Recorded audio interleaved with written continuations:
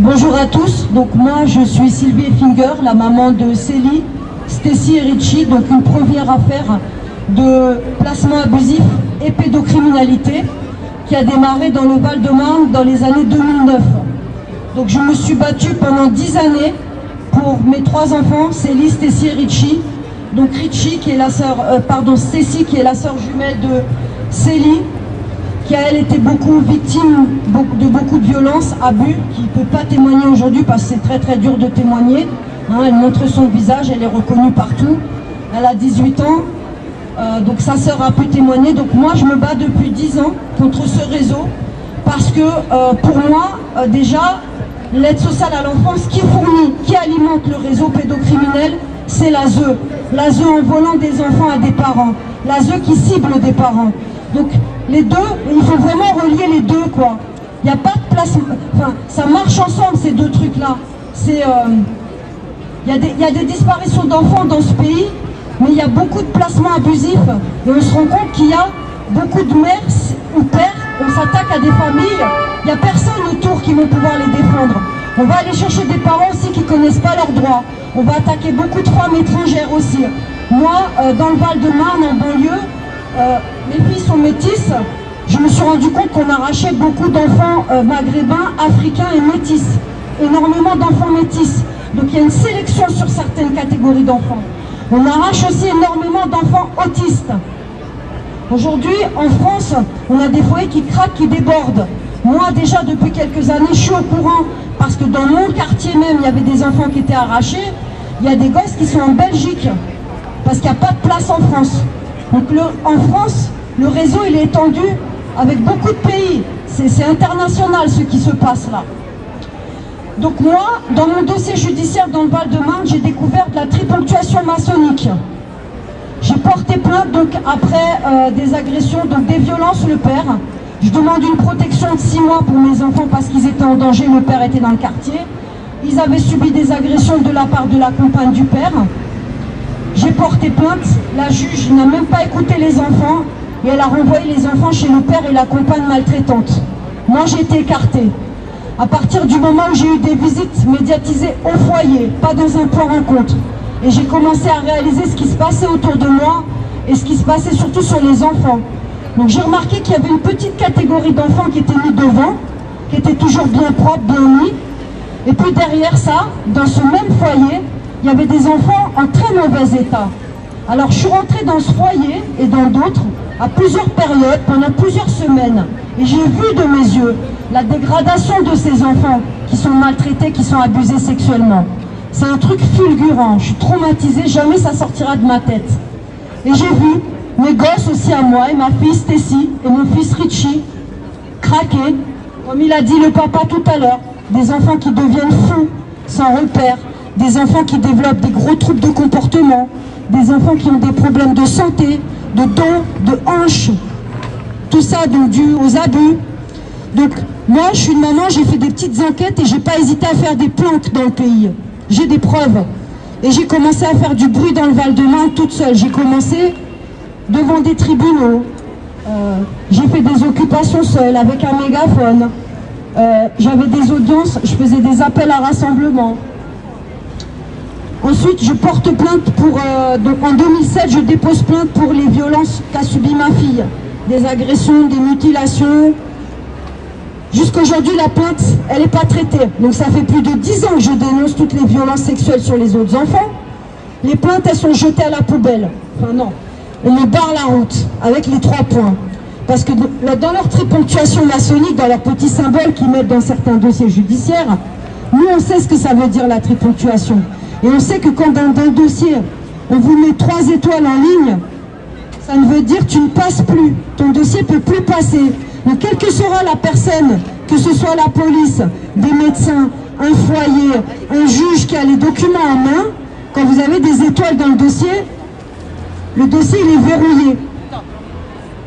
Donc je fais partie de cette catégorie de parents qui sont ciblés pour alimenter le réseau. Donc on fait des enfants pour leur réseau. Mais moi, quand j'étais plus jeune, je rêvais d'avoir des enfants et de fonder une famille. Pas pour qu'ils finissent violés, pas pour qu'on les amène dans des rites et qu'on les sacrifie, pas pour qu'on les mutile. Eh bien, dans mon dossier judiciaire, depuis plus de 10 ans, je suis déclarée comme une maman qui a des graves troubles psychiatriques et qui ne peut pas s'en occuper. Donc j'ai dû fuir pendant des années, j'ai jamais été tranquille. Toutes mes demandes de logement dans chaque département où je vais, elles sont systématiquement jetées à la poubelle. Donc on voit bien que tous les organismes sont ensemble, hein, le médical, le psychiatrique, le judiciaire, les CMP, enfin il y avait tout ça autour de moi. J'ai pris un feutre un jour et j'ai commencé à faire un petit schéma pour voir un peu ce que j'avais autour de moi. Et à partir de ça, avec des gens avec qui j'ai travaillé, on a tiré des schémas. Et aujourd'hui, c'est exactement ce qui se passe. Nous sommes ciblés. Donc ce que je vis moi, tout le monde peut le vivre demain. Moi, dans 2 ans, j'ai 50 piges. Mes grands-parents, ils se sont battus, ils ont fait la guerre. On est en guerre. C'est une guerre silencieuse. Elle avance tout doucement, elle ne fait pas de bruit. Mais elle fait autant de dégâts que si on était bombardé. Elle fait autant de morts. C'est tous les jours des enfants qui sont enlevés. Pour des motifs futiles, pour des suspicions. Ils n'ouvriront jamais d'enquête. Moi, j'ai beaucoup d'amis qui se sont fait enlever leurs enfants. Dans le dossier, il y a des suspicions d'abus sexuels. On va impliquer le père. Ils vont toujours utiliser le parent défaillant contre le parent protecteur. Les magistrats, dans beaucoup de dossiers, vont systématiquement confier l'enfant à celui qui maltraite l'enfant ou qui abuse l'enfant. Le parent qui veut protéger son enfant, il est écarté. De par mon parcours, collusion de fonctionnaires, de département à département, un tribunal, puis 2, puis 3, puis 4, et chaque fois le même schéma qui se reproduit. Et les mêmes personnes, et les mêmes institutions, et les mêmes services autour de nous. Ils ont qu'à s'appeler, ils s'envoient un message. Elle passe, elle est dans ta région, barrez-lui la route. J'ai fui à Bordeaux en 2017, septembre 2017, pour fuir de nouveau un enlèvement de mon bébé. Lui, quand ils me l'ont volé, il avait 3 ans et demi à Bordeaux en crèche. Il n'était pas maltraité, il était bien soigné, il était heureux. Il était suivi par des médecins. Il avait un problème d'hyperactivité. Eh bien, ils ont écarté tous les bons médecins. Le magistrat, il avait tout ça dans les mains. Mais il n'a pas hésité à me faire arracher mon enfant à la crèche et à le placer au secret. Donc Leroy, il a été placé au secret pendant... là, ils ont soi-disant levé le secret il y a 4 mois. Je sais dans quel foyer est mon enfant, mais j'ai toujours pas d'interlocuteur dans le foyer. Donc un placement secret, tu ne pourras pas parler à l'éducateur qui suit ton enfant. Tu ne pourras pas savoir où il est ton enfant. S'il est malade, on ne te prévient pas. Si on l'opère, on ne te demande pas ton autorisation. S'il subit des abus, on ne t'appelle pas.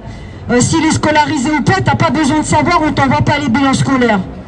Ça veut dire qu'aujourd'hui, on prend ton enfant, tu fermes ta gueule, hein, tu vas une fois par mois, 60 minutes voir ton enfant.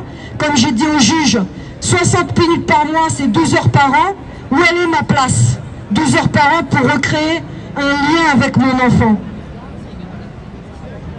Donc en fait, il se substitue complètement à ton rôle de parent. Mais le pire, c'est que ce qu'ont subi mes autres enfants dans le premier placement dans Val-de-Marne, bien Leroy le subit aussi aujourd'hui, puisque j'ai affaire aux mêmes personnes. On a juste changé de ville et de département. Donc là, c'est le réseau de Bordeaux. Et à Bordeaux, je rencontre les mêmes problèmes qu'à Créteil. On me barre la route, je dépose des plaintes, j'alerte. J'en suis à je ne sais pas combien de plaintes. Aucune plainte de traité. 2 expertises psychiatriques. Là, le dernier juge qui est sur ce dossier, qui a placé Leroy au secret pendant 2 ans et qui a coupé tous les liens avec sa famille et qui ne leur donne pas des droits de visite, il a levé le secret. Mais moi, je leur ai demandé, qu'est-ce que vous avez fait avec mon fils là, depuis 30 mois? Eh bien, en 30 mois, il a été déplacé de foyer plusieurs fois. 5e famille d'accueil. Vous imaginez un enfant de 3 ans et demi? Est-ce que c'est sécure pour lui? Quand on sait qu'aujourd'hui, dans les foyers et les familles d'accueil, il y a beaucoup d'abus de maltraitance. Stécie, sa sœur, il y a des plaintes pour maltraitance en famille d'accueil. Les juges vous mettent dans le jugement que c'est en cours d'instruction. En fait, il n'y aura jamais d'instruction. Stécie, elle n'a jamais été convoquée, elle n'a jamais témoigné. Malgré toutes les plaintes, toutes les preuves que j'ai apportées. Aujourd'hui, c'est Leroy. Donc Leroy, en 30 mois, j'ai pu le revoir une fois, en 2019, avril. Le premier juge qui a placé l'enfant, il m'avait mis des droits de visite une fois par semaine.